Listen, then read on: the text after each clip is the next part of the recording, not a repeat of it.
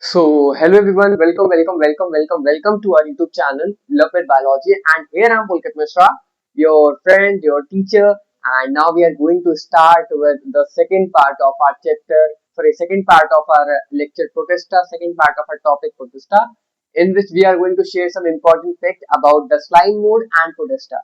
अगर time मिलता then we will start the initiation of basically the fungi. Okay, so we are here to done with lots of topics. So without wasting any time, we are starting with the slime mode. Last class में मैंने आपको basically यूग्लिनाइड के बारे में बता दिया था, क्राइजोफाइट के बारे में बता दिया था एंड डाइनोफ्लैगेलेट के बारे में बता दिया था. बेसिकली मैंने आपको बताया था कि प्रोटेस्टा जो होते हैं वो 5 कैटेगरीज में होते हैं: chrysophyte, dinoflagellate, euglenoid, slime mould and protozoa. तो बेसिकली आज की क्लास में we are here to done with slime mould as well as the protozoas. ठीक है, so without wasting time let's get started. So here we are going to done the slime mode. Slime mode. जैसा कि आपको इसका जो name है वो suggest कर रहा है कि बेसिकली स्लाइम मोड का अपीयरेंस होगा लाइक अ फंजाई. ठीक है, इसका अपीयरेंस, इसके कैरेक्टरिस्टिक मैक्सिमम फंजाई से मिलते होंगे. ये सैप्रोफिटिक होता है इन नेचर. इसके ऊपर कोई सेल वॉल नहीं होती है, लेकिन इसके जो स्पोर्स होते हैं उनके ऊपर ट्रू सेल वॉल होती है. ठीक है, ये हर जगह पाया जा सकता है. It is saprophytic in nature. It can found everywhere. It can found even everywhere. Even ये जो होता है आपका ह्यूमिड एरियाज में ज्यादा पाया जाता है. ह्यूमिड और वार्म एरियाज में ज्यादा पाया जाता है क्योंकि इसकी कैरेक्टरिस्टिक जो होती है बेसिकली आपकी फंजाई से ज्यादा मैच होती है. ठीक है, तो मैं आपके बारे में लिखवा देता हूँ कि स्लाइम मोड बेसिकली एक सैप्रोफिटिक है. इट मींस सैप्रोफिटिक, जिसका मतलब होता है कि it feeds upon a dead and decaying organism. Saprophytic feeds on feeds on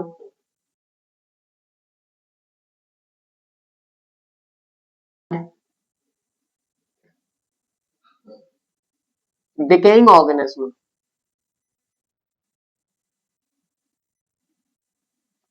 okay everyone, इसके बाद हम लोगों ने ये भी जाना है कि ये डेड और डिकेइंग ऑर्गेनिज्म में पाया जाएगा. उसके बाद मैंने आपको जैसा बताया कि इसके ऊपर कोई सेल वॉल नहीं होता. They do not have any cell wall. They do not have any cell wall. They do not have any cell wall. but but their spores have basically the true cell wall. They have exogenous spores. Exogenous का मतलब यहाँ पे ये है कि जो बाहर होते हैं स्पोर्स, जो बॉडी के अंदर नहीं है, जो फ्रूटिंग बॉडी के अंदर नहीं होते, उन स्पोर्स को बेसिकली एक्सोजीनस स्पोर कहा जाता है. They have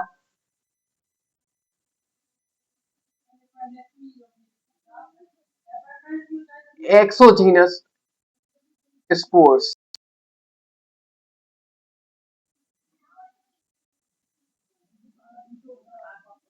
exit present spores. ठीक है, they have exogenous spores which have a covering of two cell wall, which have two cell wall.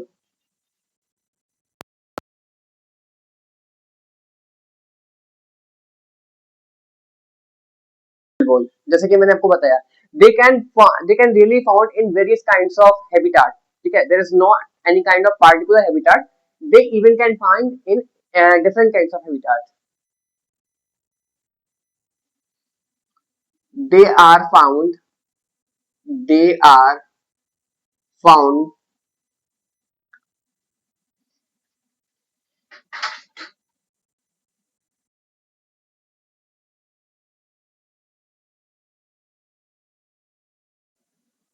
kind of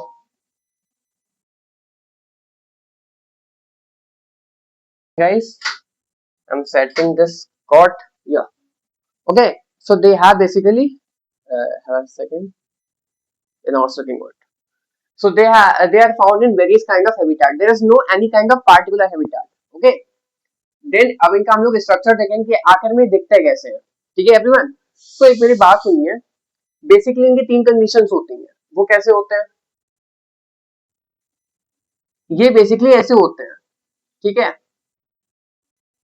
यहाँ यहाँ पे लिख देता हूँ, formation of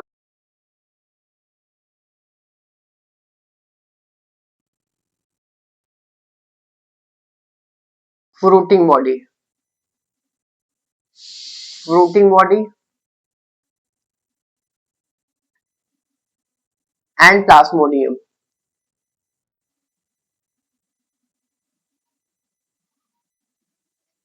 basically they do asexual reproduction through their spores. अब बात सुनो, इन नॉर्मल कंडीशन इनका शेप ऐसा होता है, ठीक है, in normal condition they are looking like this. लेकिन एक फेवरेबल कंडीशन में, इनके मनपसंद की कंडीशन में, दे मेक प्लाज्मोडियम। मतलब एक के ऊपर एक जो होता है, इसको एक के ऊपर जो एक होता है स्लाइम मोड, वो आके आ जाता है, ठीक है। इन फेवरेबल कंडीशन लिख देता हूं मैं,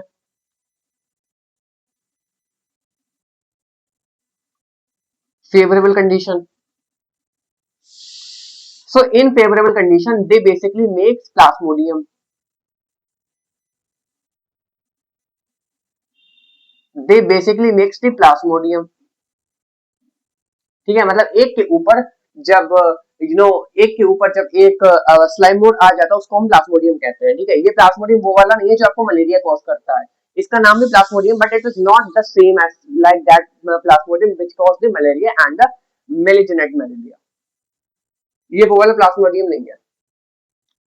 तो फेवरेबल कंडीशन में एक के ऊपर एक स्पोर आ जाता है, लेकिन इनकी अनफेवरेबल कंडीशन में ये जो एपरेटस होता है, प्लाज्मोडियम जो होता है, ये टूट जाता है and converted into the fruiting body, ठीक है, अनफेवरेबल कंडीशन में, और जिसके ऊपर स्पोर्स प्रेजेंट होते हैं। In unfavourable condition it basically differentiate, इसको पहले मैं लिख देता हूँ, ये प्लाज्मोडियम है, प्लाज्मोडियम, ठीक है। So in unfavourable condition it basically differentiated into fruiting body, ये बेसिकली फ्रूटिंग बॉडी में कन्वर्ट हो जाता है, okay. In unfavourable condition it basically converted into the fruiting body, और जिसके ऊपर बेसिकली आपको स्पोर्ट्स देखने को मिलते हैं, जिसके ऊपर आपको स्पोर्ट्स देखने को मिलना है, ट्रू बॉल स्पोर्ट्स होते हैं। These are basically the true ball.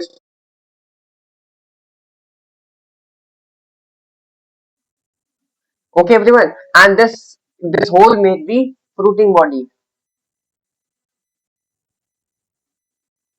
fruiting body। तो आप समझिए, सबसे पहले मैं आपको एक ट्रिक से बताता हूँ। सबसे पहले आराम से बैठा हुआ था, इसके घर पे बर्थडे था, स्लाइम मोड के घर पे बर्थडे था। अब जब इसके घर पे बर्थडे था तो इसके जितने भी फ्रेंड्स थे वो एक के ऊपर एक बैठे थे, एंजॉय कर रहे थे।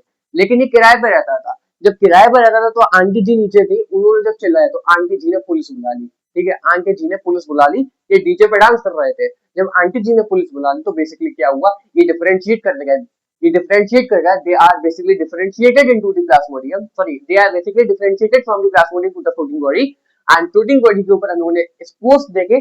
ये स्पोर्स जो होते हैं बेसिकली एक्सोजीनस होते हैं। एक्सोजीनस का यहाँ पे मतलब ये होता है कि ऐसे स्पोर्स जो बॉडी के ऊपर बने या फिर बॉडी के एग्जिट बने, बॉडी की बाहर वाली साइड पे बने, उनको हम लोग बेसिकली क्या कहते हैं, एक्सोजेनिक स्पोर्स कहते हैं, ठीक है। एक और बात ध्यान रखो कि ये जो स्पोर्स होते हैं इनके पास टू सेल वॉल होती है, बट द प्लाज्मो लेकिन जो स्लाइम मोड होता है उसके पास कोई सेल वॉल ट्रू नहीं होती है, उसके पास कोई भी सेल वॉल नहीं होती है, ठीक है। क्योंकि स्लाइम मोड के मैक्सिमम कैरेक्टर्स जो है वो एनिमल से मिलते हैं, मैक्सिमम नहीं, अबाउट 40-30-40% जो आपके कैरेक्टर्स होते हैं वो एनिमल से मिलते हैं। लेकिन हम लोग जानते हैं कि एनिमल्स के पास बेसिकली कोई भी सेल वॉल नहीं होती है। एक बार मैं आपको रिवाइज करवा देता हूँ, स्टार्टिंग से हम लोगों ने क्या पढ़ा, उसके बाद हम लोग मूव करते हैं प्रोटोजोआ के ऊपर। तो मैंने आपको बताया कि स्लाइम मोड होता है, स्लाइम मोड की मैक्सिमम कैरेक्टर्स होती है वो फंजाई से मिलती है। स्लाइम मोड जो सेप्रोफिटिक होता है in nature, it feeds on dead and decaying organism, it can find even in various kind of habitat, और इसके ऊपर एक्सोजीनस स्पोर होता है। Their body do not consist of any kind of cell wall, but the spore, right, but the spore has the two wall. अब मैंने आपको structure बताया कि इन फेवरेबल कंडीशन ये प्लाज्मोडियम बना देता है एक के ऊपर एक, प्लाज्मोडियम 1 के ऊपर स्लाइम मोड आ जाता है। और उसके बाद बेसिकली क्या होता है, जब आंटी पुलिस बुला लेती है, फिर अनफेवरेबल कंडीशन इनकी हैबिटेट, जब इन्हें अच्छा नहीं लगता, in unfavourable condition basically they are differentiated into the fruiting body. As you can see they are basically differentiated into the fruiting body, और उसके ऊपर बेसिकली स्पोर्स होते हैं। इन स्पोर्स के जो कवरिंग होती है वो सेल बोर्ड होती है, ठीक है, टू सेल बोर्ड होती है वो, ठीक है। तो यहाँ तक हमारा इसके बारे में था, स्लाइम मोड के बारे में। अब हम लोग प्रोटोजोआ पे मूव कर रहे हैं। लेट मी सी कि अगर कोई इंपॉर्टेंट पॉइंट आपका छूट गया हो, मैं देख लेता हूँ, एक मिनट।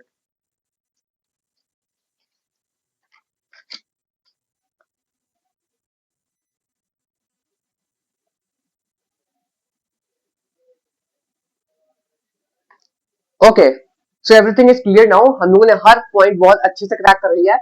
बस इसका थोड़ा सा स्ट्रक्चर ऐसा दिखाना है, क्योंकि मैक्सिमम बुक्स में ऐसा दे रखा है, ठीक है। ओके एवरीवन, तो ये हम लोगों ने अपना पूरा क्रैक कर लिया है about the slime mould. And now we are moving to the which type of protista, we are moving to the protozoa, जिसमें मैक्सिमम कैरेक्टर्स आपको एनिमल्स के मिलेंगे, ठीक है। बहुत अच्छा है प्रोटोजोआ, आपको मजे आ जाएंगे पढ़ने में, ठीक है। So let down it.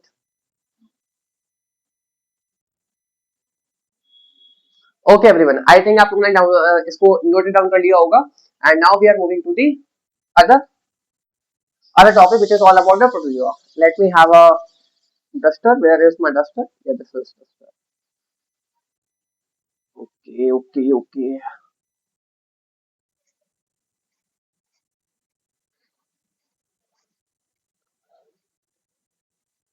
ठीक है, हाँ।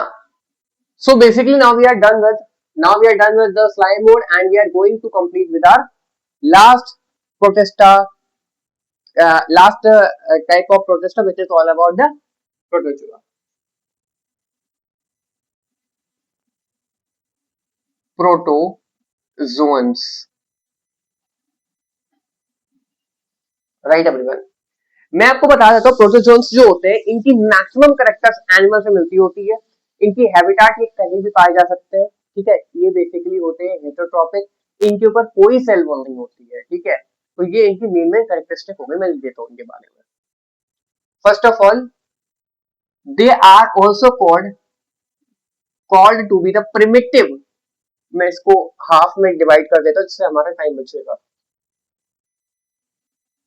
Called to be the primitive relative, the primitive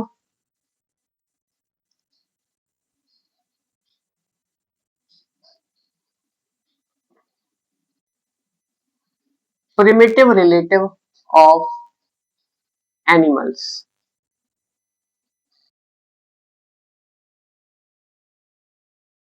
they are heterotrophic. अगर ये प्रिमिटिव रिलेटिव हैं एनिमल्स के, तो animals are heterotrophic which cannot make their own food, so they are also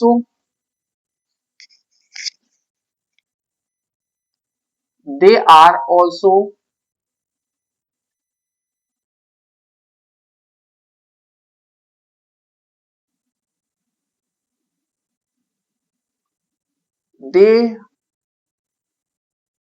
are found in various kind of habitats.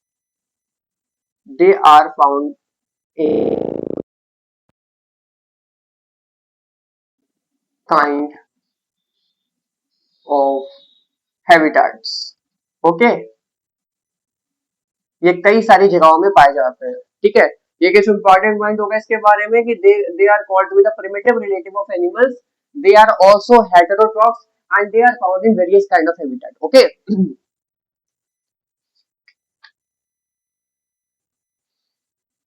अच्छा, अब इसके division दे रखे हैं बेसिकली एनसीईआरटी में, जिसमें amoeboid protozoa, flagellated protozoa, ciliated protozoa, and last आपका sporozoa आता है। बहुत अच्छे टॉपिक है, बिलीव मी, आपको मजे आ जाएंगे पढ़ने में, नाम अच्छे अच्छे इसमें है। तो इसमें वेक्टर्स के बारे में आप पढ़ेंगे थोड़ा बहुत, तो प्लीज उसको अच्छे से ध्यान समझिए, क्योंकि ये आपका प्रोटेस्टा का सबसे मोस्ट इंपॉर्टेंट पार्ट है, ठीक है। Now we are moving with the types of protozoans.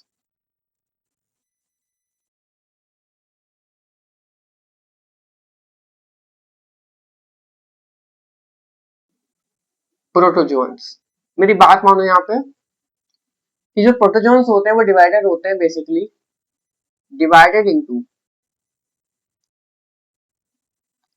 अमेबॉइड जैसा नाम बता रहा है वैसे ही इसका स्ट्रक्चर है। अमेबॉइड प्रोटोजोआ मतलब इसका काम है, स्ट्रक्चर नहीं दे रखा है एनसीईआरटी में। ठीक है। सेकेंडली सिलिएटेड प्रोटोजोआ, फ्लैजिलेटेड पहले देता हूँ। Flagellated protozoa, flagellated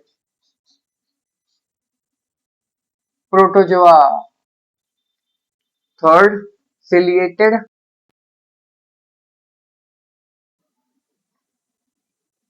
ciliated protozoa, and then fourth is sporozoans, सबसे खतरनाक। Okay everyone, we are having this amoeboid protozoa, flagellated protozoa, ciliated protozoa and sporozoans, right? अब देखो हर का मैं डिवीजन बताऊंगा, हर के बारे में बताऊंगा कि क्या चीज है बेसिकली। अगर मैं स्टार्टिंग करूं बेसिकली अपने एमेबॉइड प्रोटोजोआ के बारे में, if I will start amoeboid protozoa, spelling को प्लीज इग्नोर करना, बिकॉज मुझे पता है स्पेलिंग गलत है ये। ओके, सो अगर बात करूं मैं एमेबॉइड प्रोटोजोआ की, तो इसके मैक्सिमम कैरेक्टर्स एमेबॉइड से मिलते होंगे। मतलब इसमें आप क्या देख सकेंगे कि they can make their false food, simple है, they can make their false food, इसको हम लोग स्यूडोपोडिया कहते हैं, they can make their pseudopodia, और मतलब इनके पास फॉल्स फीट है इनका। और इसके एग्जांपल्स है कुछ अमीबा और एंटामीबा। ठीक है, ये कहाँ कहाँ पाए जाते हैं, वेरियस काइंड ऑफ हैबिटेट पाए जाते हैं। वाटर में मेरी एक्टिविटीज होते हैं, मेरीन वाटर में और सॉल्टी वाटर वगैरह, मतलब मेरीन वाटर फ्रेश वाटर में पाए जाते हैं। एक और बात ध्यान रखना, एक इंपॉर्टेंट वर्ड इसमें ये आता है कि जो मेरीन वाटर एमेबॉइड होती है, जो मेरीन वाटर एमेबॉइड प्रोटोजोआ होते हैं, basically they have the covering, they have the outer covering of silica. ठीक है, उनकी जो सेल वॉल होती है उसमें सेगमेंट्स होते हैं बेसिकली सिलिका के। तो यही सब चीजें हम लिख देते हैं इसके बारे में। ठीक है, they have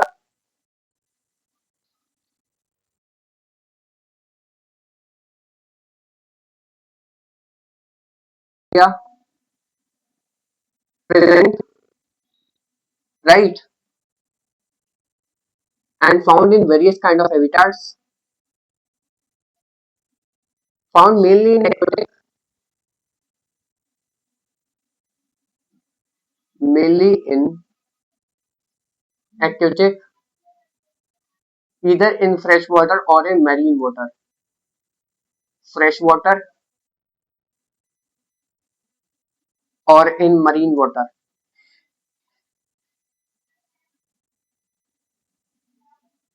right? Marine water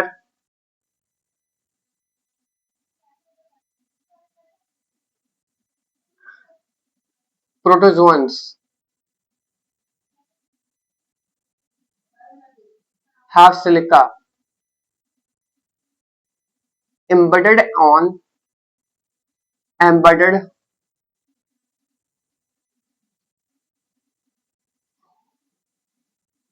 embedded.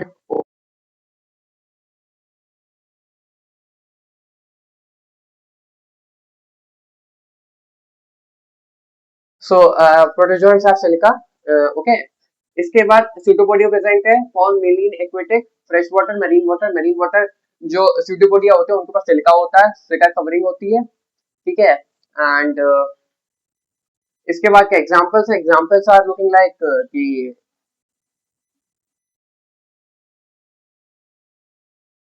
Amoeba हो जाएगा,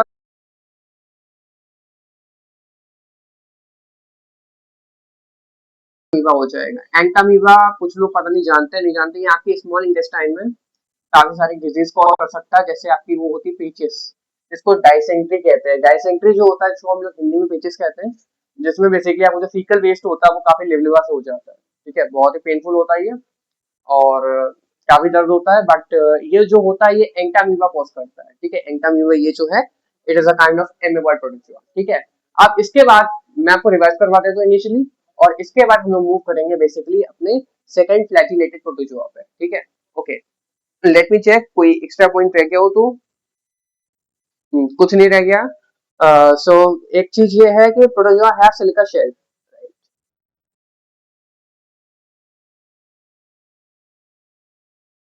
बारे में आपको कि they are basically pseudopodia, they have pseudopodia nature, मतलब इनके पास स्यूडोपोडिया होता है, होल फीट होता है। और इसके बाद they are found mainly in aquatic fresh water and marine water, and marine water have marine water protozoans have basically the silica cell, and examples are amoeba and entamoeba, just a simple। ठीक है, अब चलो बेटा हम लोग आते हैं flagellated protozoa के ऊपर।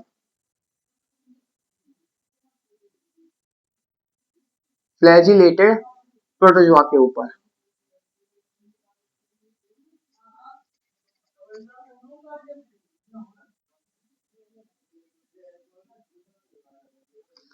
ठीक है, they are basically the flagellated protozoa.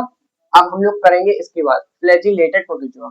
सो दे, जैसा कि नाम बता रहा हमें कि they have flagella, flagella helps in motility, they have flagella helps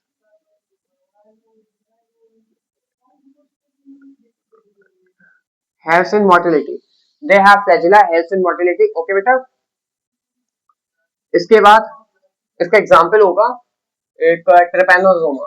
ठीक है, लेकिन उससे पहले एक और चीज लिख लो कि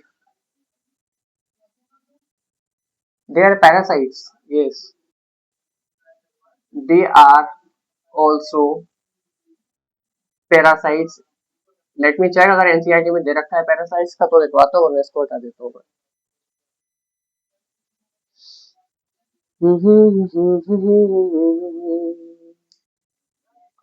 पता नहीं दे रखा नहीं दे रखा, बट लिख लेता हूँ आप। वैसे ठीक है ये पॉइंट कि दे आर ऑल्सो पैरासाइट्स। ठीक है, and also free living. Free living का मतलब होता है, एंड ऑल्सो पर लिख लेता हूँ, एंड ऑल्सो फ्री लिविंग। इसका मतलब बेसिकली ये है, आप एनिमल किंगडम में पढ़ोगे कि एक होते हैं नॉन फ्री लिविंग, एक होते हैं फ्री लिविंग। एक होते हैं नॉन फ्री लिविंग, एक होते हैं फ्री लिविंग। ठीक है, फ्री लिविंग बेसिकली वो होते हैं जिनके ऊपर जो आपके सबस्ट्रेटम से अटैच नहीं होते हैं। ठीक है, लेकिन एक नॉन फ्री लिविंग वो होते हैं जो आपके सबस्ट्रेटम से अटैच होते हैं। ठीक है, इनको सेसाइल नॉन सेसाइल भी कहा जाता है। एनिमल किंगडम जूलॉजी में पढ़ोगे, मैं पढ़ाऊंगा आपको कि एक सेसाइल होते हैं, एक नॉन सेसाइल होता है। सेसाइल वो होते हैं जो अपने प्लेस से अटैच है, नॉन सेसाइल वो होते हैं फ्री लिविंग मतलब जो अपने प्लेस से अटैच नहीं होते। ठीक है, तो अभी बस बेसिक बता दिया मैंने। So they are also parasite and also free living. ठीक है, फॉर एग्जाम्पल ट्रिपैनोसोमा, बहुत इंपॉर्टेंट है guys, market trypanosoma. Okay, example trypanosoma which can cause it can cause which can cause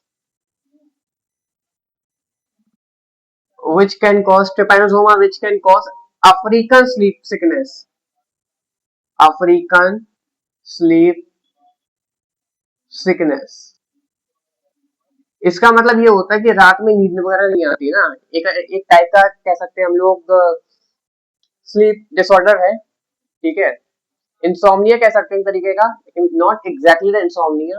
तो ये एक होता है ट्रिपैनोसोमा। ठीक है, ट्रिपैनोसोमा नाम का एक प्रोटोजोआ होता है जो कि हमारा फ्लैजिलेटेड प्रोटोजोआ होता है, जो आपका अफ्रीकन स्लीप सिकनेस कॉज करता है। इसका वेक्टर क्या होता है? वेक्टर का नाम समझते हो? वेक्टर का मतलब होता है जो इसे लाता है।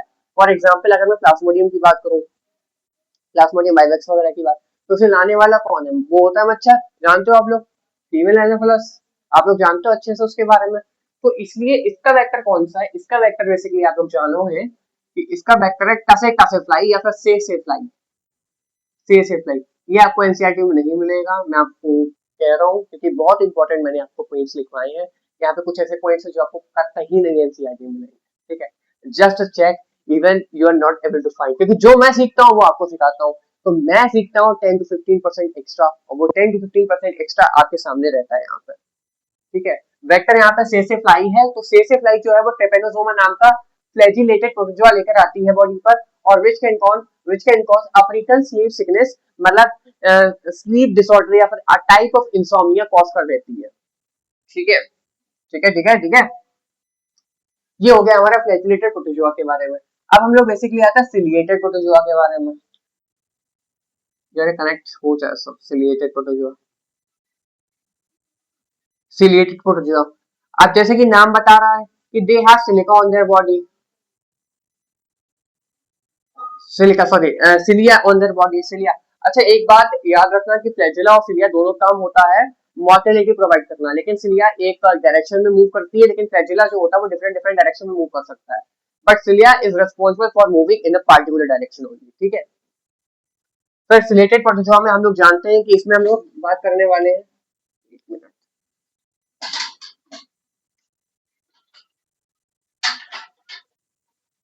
एक्चुअली गाइस यहाँ पे एक खटिया खड़ी हुई है तो वो गिर रही है बार बार।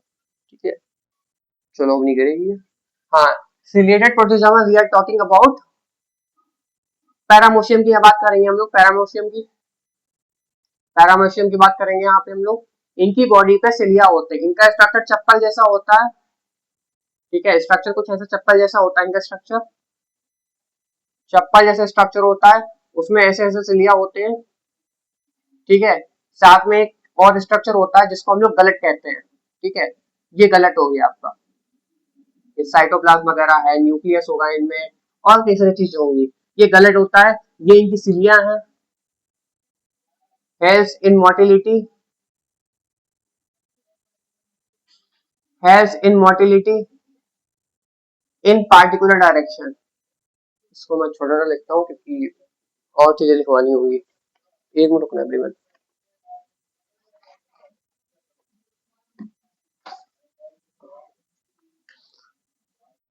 इसको मैं छोटा छोटा लिखवाता हूँ।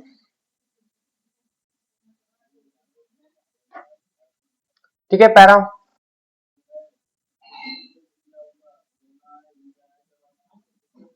पैरामेशियम,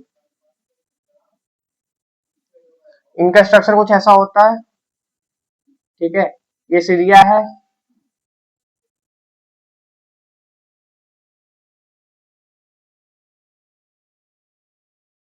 ये हो गया यहाँ पर। ये जो गलेट का स्ट्रक्चर है, gullet, it is responsible for engulfing the food.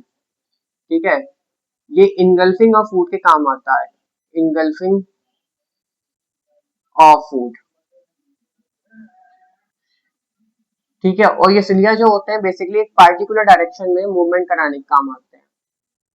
Helps in movement in particular,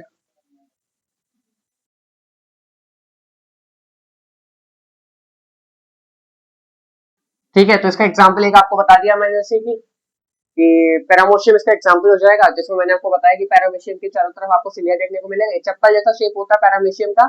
इसके अंदर न्यूक्लियस वगैरह मिल जाएगा, साइटोप्लाज्म मिल जाएगा, और भी कुछ ऑर्गेनेल मिल जाएंगे। ठीक है, इसके बाद हम लोग जानते हैं इसके बारे में कि यहाँ पे एक स्ट्रक्चर होता है, गलट लाइक स्ट्रक्चर होता है। ठीक है, ये गलट लाइक स्ट्रक्चर जो होता है responsible for intaking of the food. ठीक है, इनटेकिंग ऑफ फूड के लिए काम होता है।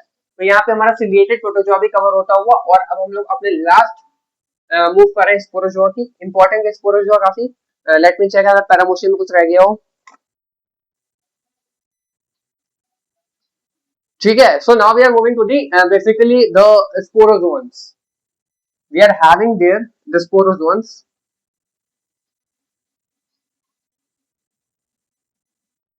सो it is the kind of most important. ठीक है, मतलब आपके प्रोटेस्टा में आपके इसमें प्रोटोजोआ में स्पोरोजोन्स बहुत इंपॉर्टेंट है, क्योंकि इसमें हम लोग प्लाज्मोडियम के बारे में पढ़ते हैं। ठीक है, काफी एग्जांपल्स पढ़ते हैं।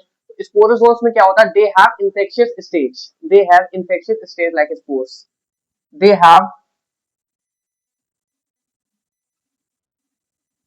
इन्फेक्शियस स्टेज लाइक स्पोर्स, मतलब इसके जो स्पोर्स होते हैं वो इन्फेक्शियस होते हैं काफी, एक दूसरे से जो दो लोगों में फैल जाते हैं। Stage like spores. ठीक है, they have basically the infectious stage like spores, और ओके, एंड इसके बाद they have infectious stage like spores, sporozoans. और क्या लिखवा सकता हूँ उसके बारे में, they have infectious stage like spores, examples होंगे और क्या, क्योंकि यही इसका इंपॉर्टेंट पॉइंट है। They have infectious stage like spores, हाँ एग्जांपल्स होंगे और क्या, late me check.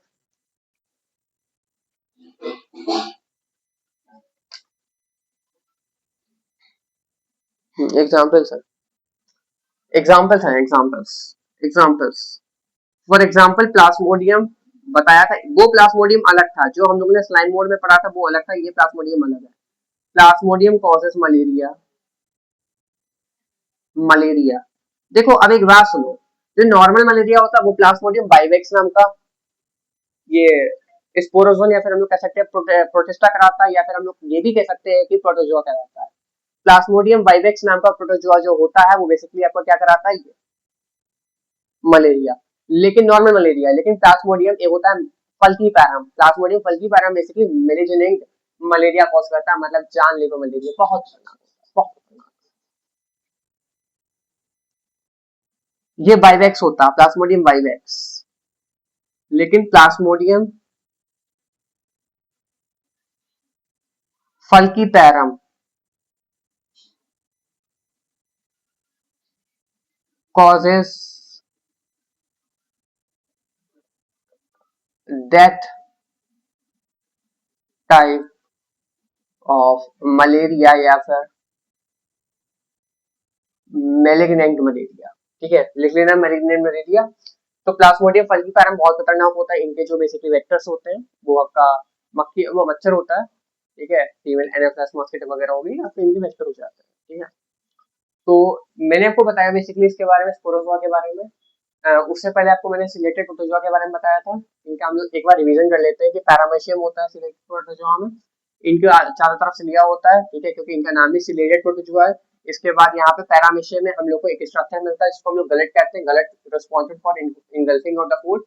Sporozoans they have infection stage like spores, example Plasmodium. ठीक है, Plasmodium example Plasmodium vivax causes malaria, and Plasmodium falciparum which cause the death type of malaria. ठीक है, so this is all about today, and now we are doing our next class with the initiation of the fungi. ठीक है, और उस class में हम लोग maximum fungi complete कर लेंगे। फंजाई एक बड़ा टॉपिक है, उसके बाद फंजाई के भी आपके दो पार्ट्स बनेंगे। ठीक है, जैसे प्रोटोजोआ के आपके प्रोटिस्टा के आपके दो पार्ट्स बने हैं, एज सेम एज लाइक आपके फंजाई के भी दो पार्ट्स बनेंगे। और इसके बाद फाइनली हम लोग वायरसेस की तरफ मूव करेंगे। बहुत छोटा टॉपिक है, मैक्सिमम टू मैक्सिमम आपके 3 से 4 क्लासेस और होंगी, फिर आपका ये चैप्टर एंड हो जाएगा। 6 क्लास ये है, मैं आपसे कह रहा हूँ 10 to 11 क्लास में आपका ये चैप्टर एंड हो जाएगा, I am sure about it. ठीक है, और बहुत ही अच्छा कंटेंट मिल रहा है आपको। लेट अगर आपको विश्वास नहीं होता तो आप अपनी एनसीईआरटी चेक करके देख सकते हैं, तो उसमें यू विल सी कि हाँ ये काफी इंपॉर्टेंट कॉन्सेप्ट है, और काफी इंपॉर्टेंट 5 to 10% एक्स्ट्रा हमें ज्ञान मिल रहा है यहाँ पे। ठीक है, क्योंकि जितना मैं होता हूँ, जितना मैं पढ़ता हूँ 5 to 10% एक्स्ट्रा, वो आपको सारा यहाँ बता देता हूँ। ठीक है, so this is all about today, and I hope you are enjoying today. And now it's time over. And thank you for watching my video. Bye bye.